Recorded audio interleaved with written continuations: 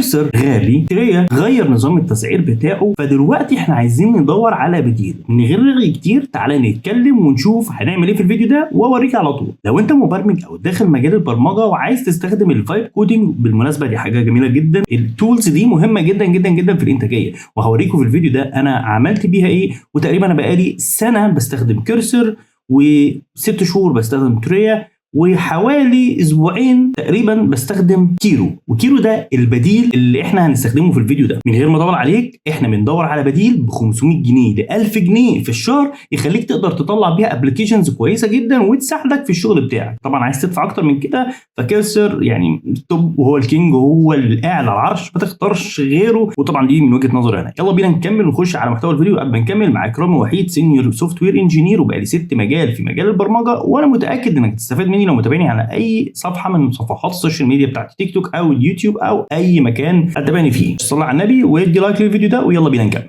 زي ما انتم شايفين انا بستخدم التريا وبستخدم كيرو على مشاريع كتيره جدا الفتره اللي فاتت، وهنتكلم اول حاجه في الفيديو ده عن التسعير، لان احنا الفيصل كله في الدنيا دي كلها في الاي اي هو التسعير.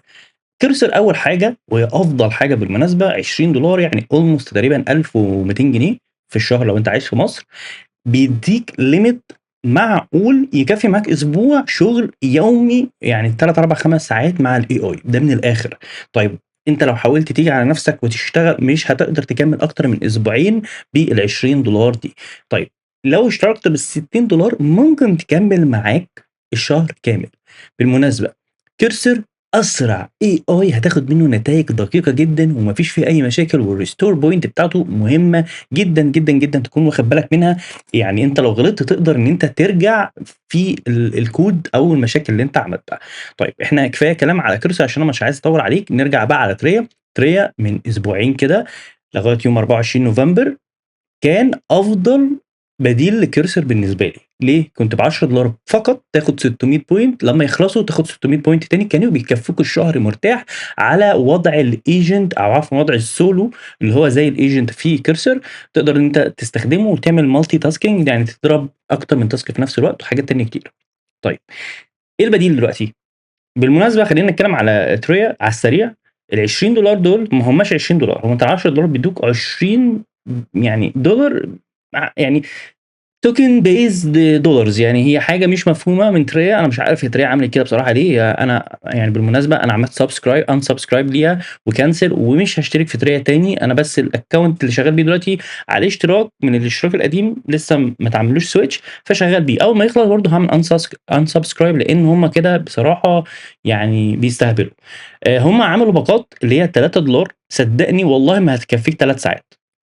بليف مي ال$5 دول هم اصلا دول اللي هم الليميت الفري بتاعك. خش كده جرب شوف مش هيكفوك 3 ساعات.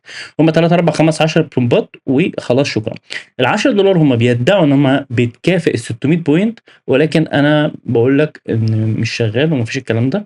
كمان خلوا لك الاشتراك $30. يعني انت يعني هنا $20. انت ليه عشان انا حكيت لك كمان مفيش السنه تريا جود باي تريا. طيب ايه البديل اللي انا ممكن استخدمه دلوقتي؟ وهو ده محتوى الفيديو بتاعنا ان شاء الله باذن الله. مش هطول في الفيديو ده ولا في الشرح، انا بس كنت لازم بس تعرف مقدمه عن الكلام اللي احنا اتكلمناه من شويه ده عشان تبقى عارف انا ليه اصلا بدور على بديل. تمام.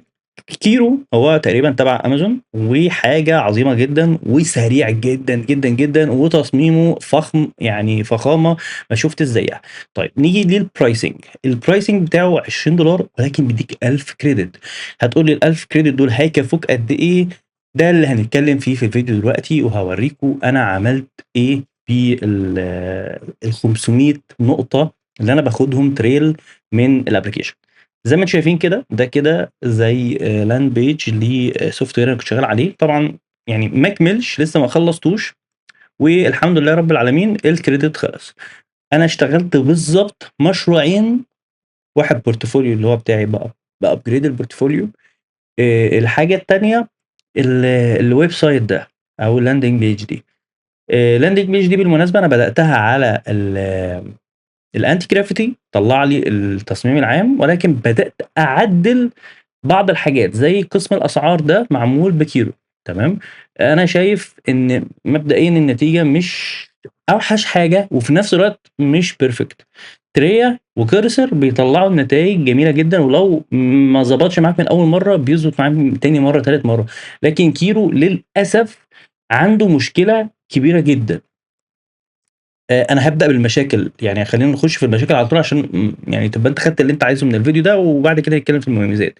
الكونتكست بتاعه سواء بتستخدم السونيت 4.5 او 4 او الهاكيو 4.2 بيخلص بشكل كبير جدا، ولما بيخلص بيروح فاتح شات جديد تاني. بص فاتح شات جديد تاني زي ما انتم شايفين، انا عمال احاول اتكلم معاه كل الشاتات دي عشان اعمل حاجه واحده بس، اللي هي قسم الخدمات او القسم بتاع المميزات. وعايز اقول لك ان وانا شغال لغالي كل شويه قسم مختلف ويجيب لي حاجه مختلفه، فلخبط لي الدنيا تماما. كل ما اجي ارجع ريستور بوينت، لو مثلا الخطا مش عجبني او التعديل مش عجبني، باجي اعمل ريستور ما بيرجعش. دي مشكله كبيره جدا. تمام. بيبص لنا ازاي عمال يغمض كل شويه. طيب لما باعمل 3 4 5 خطوات واجي ارجع لورا 3 4 5 خطوات، زي ما انت شايف الشات خلص اصلا. يعني ان الشات ده انا مش بادئه كده، الشات ده كان ليه باقي تاني، هو بيعمل سمرايز بعد ما يخلص وينتقل. المفروض هنا ما عملش سمرايز، برضه الشات ده برضه فين بقيته مش لاقيه. يعني في حاجه ملخبطه، ده برضه الشات مش كامل. في كريا وكيرسر الشات بيبقى موجود كامل معاك. ده من اكتر العيوب اللي انا واجهتها. طيب بالنسبه اللي فيه أي عيوب تانية واجهتها، بصراحة لحد دلوقتي أنا شايف كيرو جميل جدًا. ال500 نقطة ممكن يكونوا قليلين وممكن يكونوا كتير على حسب الاستخدام. أنا بالنسبة لي شايف إن ال500 دول بيعادلوا حوالي 120 200 نقطة من اللي كانوا موجودين في تريا. يعني أنت بتدفع هنا $20 بتاخد نفس التسعيرة بتاعة كيرسر تقريبًا. يعني برضه ال500 دول خلصوا معايا في 15 يوم، واشتغلت منهم 3 4 أيام على البورتفوليو ده. كل كام يوم كده بابعت prompt أعدل، لأن ده side project كده شغال فيه وأنا يعني في الشغل أو في الشركة. لمّا بالاقي نفسي فاضي دقيقة دقيقتين باخش أرمي الprompt وأمشي تاني، ما باراجعش عليه. فoverall التسعير جميل.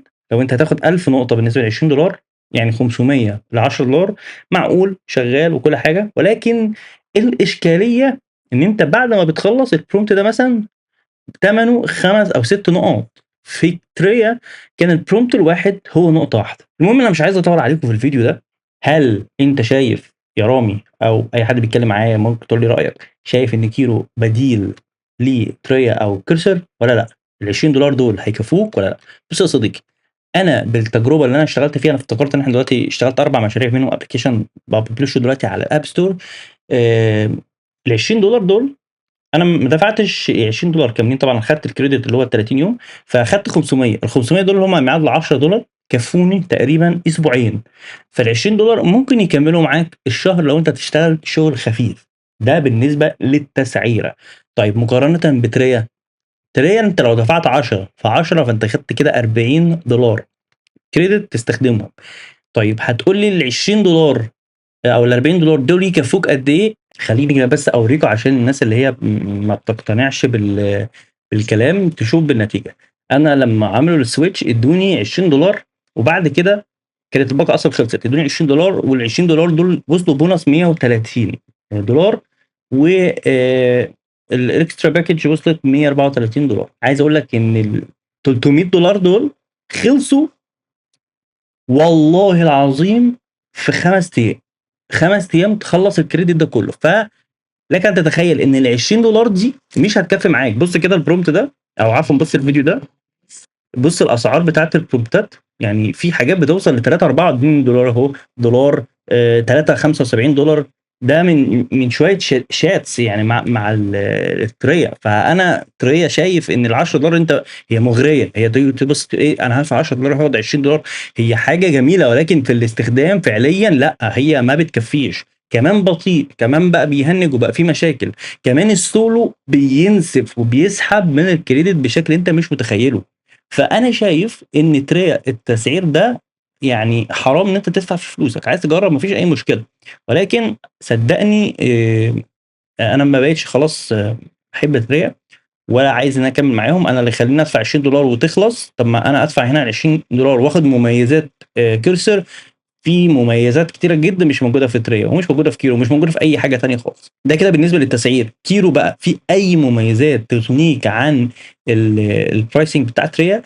كيرو ميزته الوحيده في حاجتين، ان هو عنده سونيت موديل، وكمان السرعه سريع بشكل جميل جدا ودقيق وبيطلع نتائج انا بصراحه في الاول كنت بستغرب منها، ولكن بعد كده بيحصل فيه شويه مشاكل، خصوصا في اي ويب سايت بتبنيه بفلاتر. يعني لو انت بتبني ابلكيشن شغال معاك كويس، لكن فلاتر لو بتيجي تبني بيها ابلكيشن مش احسن حاجه. الحاجه التانيه برضو في تريا اللي كنت بحبها ان المودلز كلها موجوده، جي بي تي، جيميناي، فكل حاجه موجوده وتقدر تستخدم اللي انت عايزه، لان طبعا كل موديل يعني ليه نتيجه معينه. يعني انت لو بتصمم يو اي، ودي بالمناسبه بونص اللي نكمل الفيديو، لو انت بتصمم يو اي استخدم جيميناي هيديك نتائج مبهره. لو بتستخدم لوجيك وباك اند وكلام من ده، تشات جي بي تي 5.2 فما فوق، يعني 5.1 بلاش. انا تقريبا خلصت اللي انا عايز اقوله ومش عايز اطول عليك الفيديو. لو استفدت ولو 1% في الفيديو ده اعمل لايك ودعمني، ولو عندك اي سؤال في المجال يعني شجعني هنزلك فيديوهات ان شاء الله. السلام عليكم ورحمة الله وبركاته. ما تنساش تصلي على حبيبك النبي صلى الله عليه وسلم. يلا، السلام عليكم.